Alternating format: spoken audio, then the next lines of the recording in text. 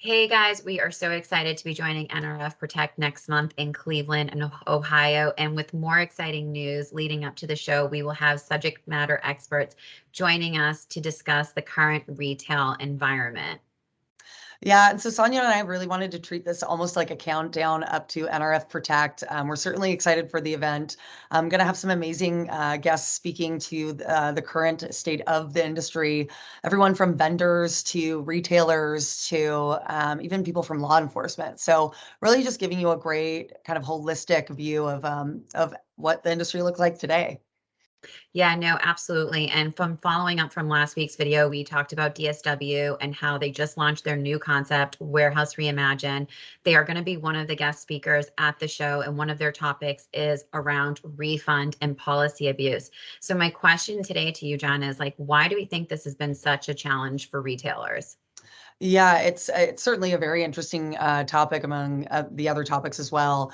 But yeah, I think there's kind of two things that come to mind. The first is the reason it's a challenge is it's really hard to identify what normal behavior is anymore from Mhm. abnormal behavior. I mean, the security landscape and loss prevention landscape is always ever changing.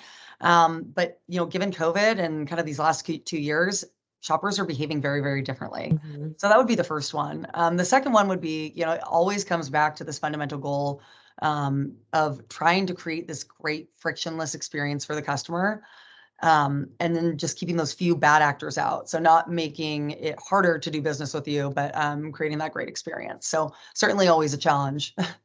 No, absolutely. And I'm thinking about my own personal shopping experience and how do we not alienate, a good customer from a bad customer? So what are some tools that retailers could be looking into to kind of help not alienate that good customer?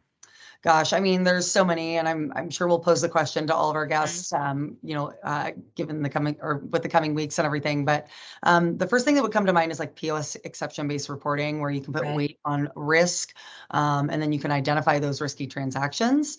So that would be one of the fundamental kind of tools I would certainly go to. But we'll make sure to ask our guests. Yeah, no, absolutely. POS exception reporting has been a huge lift for these retailers. So looking forward to seeing more from our guests and hearing what they have to say. Thank you again for your time today, Jen.